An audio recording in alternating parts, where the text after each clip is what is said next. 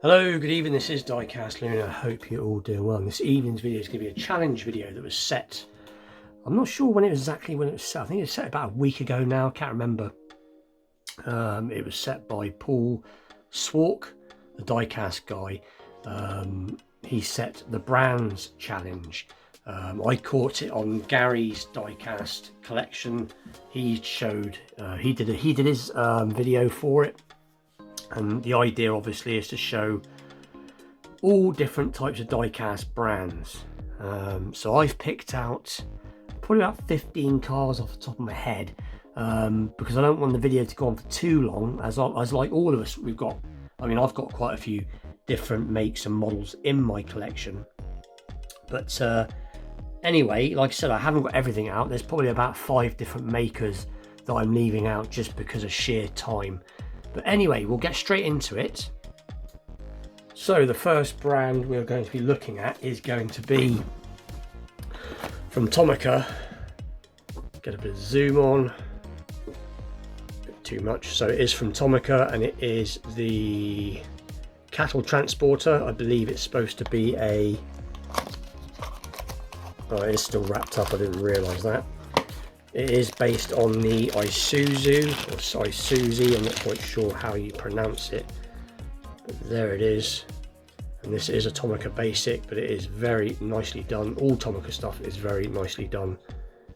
I'm not going to get all the cows out. Basically, it's got white cows and black cows, and basically you can stick them in the back, and it's got a lowering tailgate as well. So it is a pretty cool piece, especially considering it's one of their basic pieces. And it's got very similar wheels on it to the super fast wheels of old on the old Matchbox. But there you go, Tomica. But it is a very, very cool piece, as you can see. So that is going to be the first piece. Like I said, I'm not going to get the cows out. And the second piece, we'll get the camera down a little bit more, is going to be from a company called Diecast Masters, and this is a Caterpillar bulldozer. Very nicely detailed. This wasn't cheap. They're not a cheap brand, Diecast Masters. Anybody that collects Diecast Masters, they are more expensive than the average stuff. This is in 1/64 scale. This is more their beginners range, really. They do some really quite extravagant stuff, especially in the in this type of stuff, the construction vehicles type of stuff. They do cars, they do all sorts of stuff, cars, trucks, and they do a lot of construction stuff. But this is very, very cool.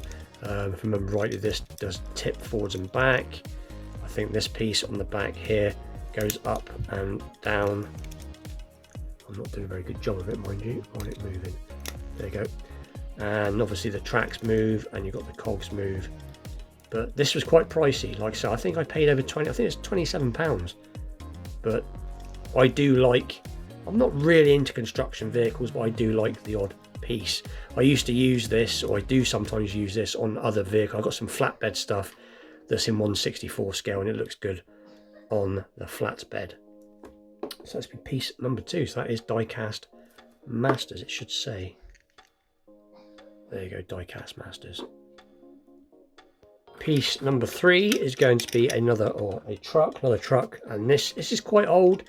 This is, I think this is by a company called Commercials, and obviously they made commercial vehicles. I got 1 or 2 of these. This is in 1/76 scale, I believe, but it is very nicely done, as you can see. I'm just not getting in the light properly. There you go, 1/76 scale, but it is all metal bottom. This is a Bedford TK, but it's obviously a removal truck. But this is about 20-year-old, and it's in remarkably good condition. I didn't buy this all that long ago. Bit of dust on it, but it is a very nice looking truck. Sort of thing you would have seen typically in the late 60s and early 70s going around the UK. And you've got real rubber tyres, dualies on the back, so it is a very cool piece. So that is a company called Commercials, and I don't know if they're still going or not. Sticking with the truck theme, we'll get straight in obviously with the Hot Wheels, and I thought I'd use this This is, I remember rightly, I don't remember what this one is now. This is a, nope, have a little look, my brain switched off. It is the long gone, there you go. But obviously this is this is a premium Hot Wheels, and I just thought this would represent Hot Wheels very nicely. So it is obviously in the black and what looks like antifreeze colour. So very, very cool. So that is from Hot Wheels. And then the next piece is going to be for a company called, now this piece is from Siku. This is from Siku. And again, I've got quite a few Siku pieces in my collection.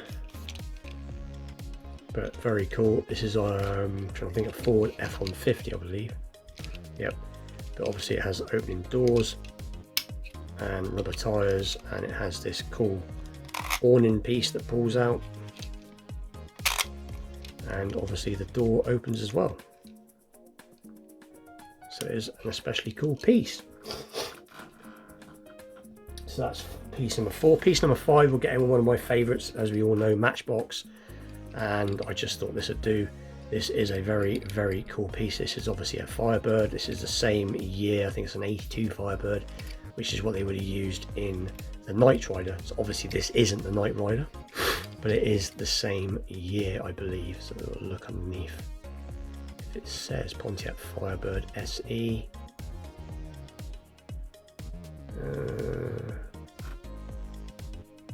Don't see a date, but I'm sure this is the same year.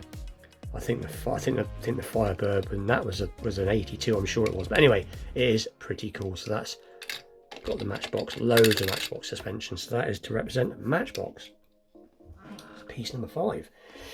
Then we'll get in with the big guns, and we'll take a look at, if I can get it into view, mind you. So this is from a company called First Gear. So we will just remove the back end. And anybody that knows First Gear knows that they make absolutely fantastic, I'm pressing the wrong button again, bear with me, trucks. In my opinion, they do some of the best trucks, model trucks you can buy. This is based on, I'm trying to think which truck this is now. It is the Freightliner. I think this is I forget what this is. What? Yeah, it is a Freightliner. Yeah, a little closer look. Yeah, Freightliner. There you go, Freightliner. This is, I think this is a 2016 model, as in the real model. But it is very nicely done. As you can see, you got the air, you got the sort of the hydraulic or airlines. Sorry, they're on a spring, which does move, which is pretty cool. You got all the mirrors, some checker plating. These fifth wheels are all metal. And there's the underneath, you can see the exhaust is underneath. Bit different to the trucks of old. There's the planetary gears on these diffs? I can't tell. I know, I think it's my other truck. But like I said, very nicely done.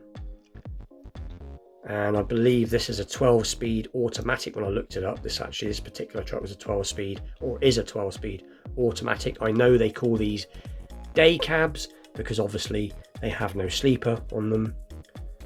And I think I just got I think it's a Detroit motor in this, diesel motor. But is a very, very cool piece, very nicely detailed. And then you've got the back end. This is so heavy. This must be solid die cast. I mean, I can't show you how heavy it is, but it is a very weighty piece. If you listen, it's a solid lump, but very nicely done. So that is from a company called First Gear.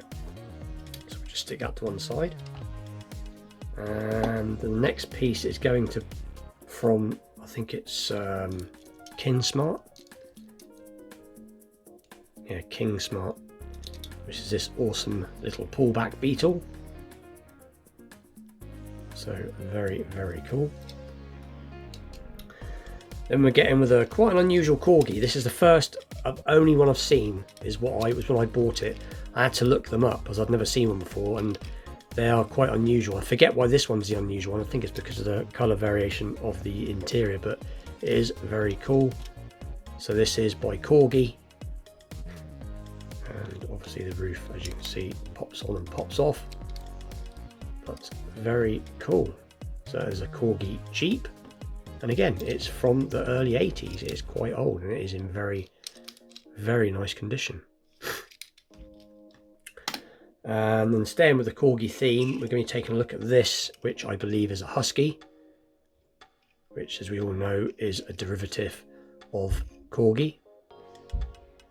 But this is something I come across not that long ago at a second-hand stall, flea market stall, and as soon as I picked it up, my brain clicked that I remembered having one of these as a small child, and I used to love loading stuff in the back. So see if I can get the back open in a second. Probably not. Now I'm trying to do it. There we go. But I think it used to remind me of Postman Pat's van. I think that's why I liked it so much as a kid. So that is a Ford. No, it's a Ford Thames.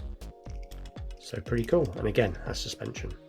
And if I remember right, these were aimed to be in competitorship, or whatever you want to call it, competition, to compete, sorry, with Matchbox back in the day. So what are we up to next? M2 next. So we got this awesome M2 Corvette. Very, very cool. It does have opening features, but I think I'll just try and open the bonnet if possible. So there is the engine. So very, very cool. So that's from M2. The next one's going to be Mini GT, and it is this awesome BMW. I believe it is an M4. So a little look, make sure I'm right. Doesn't say, but it is very, very cool. And this is something I want to get more of. I do like Mini GT. So very nicely done as I drop it. So that is the Mini GT BMW M4, I believe. And then we've got one from Schuco. Again, another little Beetle. Again, very nicely done. Got a little bit of dust on it, as this is on a cabinet that doesn't have a front. It's very cool. And getting near the end now. This is from AutoWorld. It's an awesome Mach 1 Mustang. I think this is a 1972 model, possibly, with the 351 cubic inch V8. So very, very cool. And then this is a particular favourite of mine. This is a 1970 Ford Mercury. Nearly. Mercury Cougar Eliminator. 1970 Mercury Cougar Eliminator. You can tell I'm tired. I'm getting things so wrong tonight. It's not gonna, there you go. But very, very cool.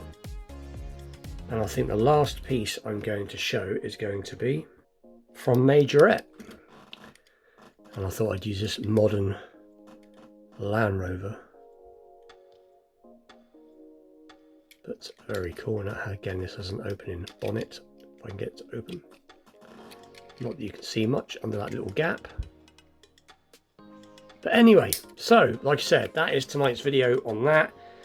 Please check out Paul's channel. Awesome guy, shows some awesome content. Have a go, as I always say, have a go, don't have a go. I would have liked to have shown more castings. I do have about 5 or 6 different makes in my collection. I have some Lido cars, I have some Motormax. What else have I got? I've got quite a few other cars, but I didn't want the video to go on too long, really. It's already up at 15 minutes now, and I just thought if I get any more models out, it would just take...